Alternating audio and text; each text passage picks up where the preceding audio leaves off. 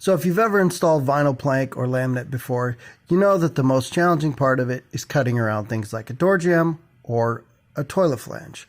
Well, today I'm going to show you how to cut around a toilet flange and hopefully save you some time and frustration and help you get it right the first time. Also hit that like button and let us know in the comment section whether you like the video or learned something new. Alright, so what we're going to do is get our plank where we want it.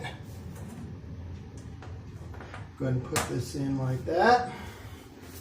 Now, what I'm going to do is I'm going to make a mark right here and right here. And then what I'm also going to do is I'm going to make a mark where the flange is going to be, right? So I know it comes right there. So if I did a measurement real quick from there to there, 1 3/4 of an inch. So if I put that back on, and I do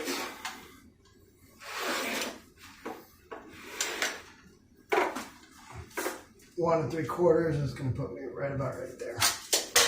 All right, pull this away here. I've got my marks here, here, and here. And what I'm going to use for a template is just a paint can.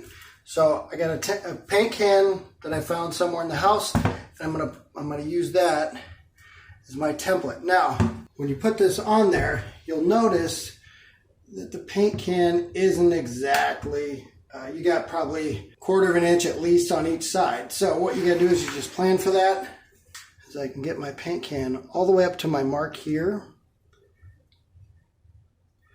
And I'm just gonna get close. So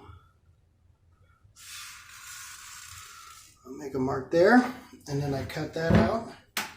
Now, depending on how close you get to those marks, I'd say trace another line on the outside of it, just because you know that that paint can is just a little bit shy where it should be. So just like that. Now, you can definitely cut this with a knife. Just score along here, and then you're going to have to break this out. I don't recommend it though. It's just a pain.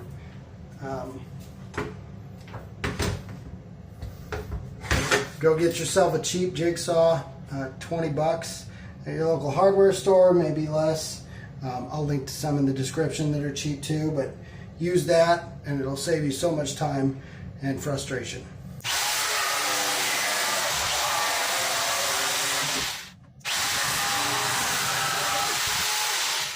All right, there you go. Now, get underneath these.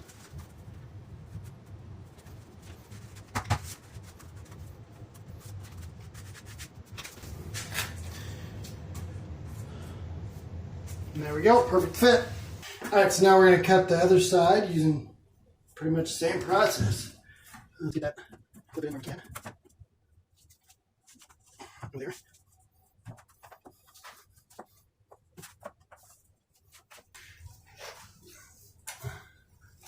We're going to mark our edges here, just like we did before. And again, doesn't have to be perfect. You can be off them a little bit.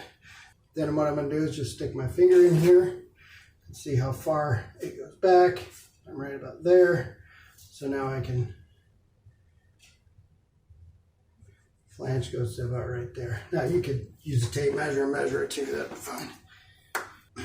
Now my marks are here, here, here. Then I'm going to take my paint can again. And again, I know that the marks aren't perfect, but they're going to be reasonably close. So I'm going to scoot that down a little bit. And if you look close, you can see on the marks, each side, I'm about 1/4 of an inch gap there. All right, so now I'm just going to trace my paint can here.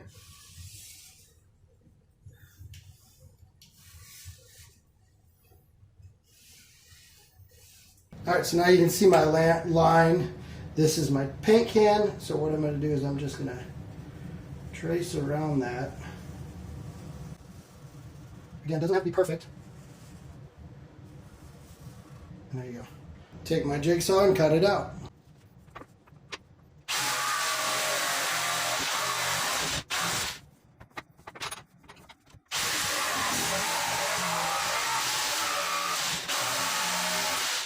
Alright, so now we'll take our piece here and just, and if you're off just a little bit, it's an easy cut. Just take your jigsaw, cut it a little bit. Not a big deal, but that one, that's an easy way to do it. Put it in like so, and we are right on. Alright guys, as always, thanks for watching. And if you're not already a subscriber, make sure you click that link below and become one, and we'll catch you on the next one.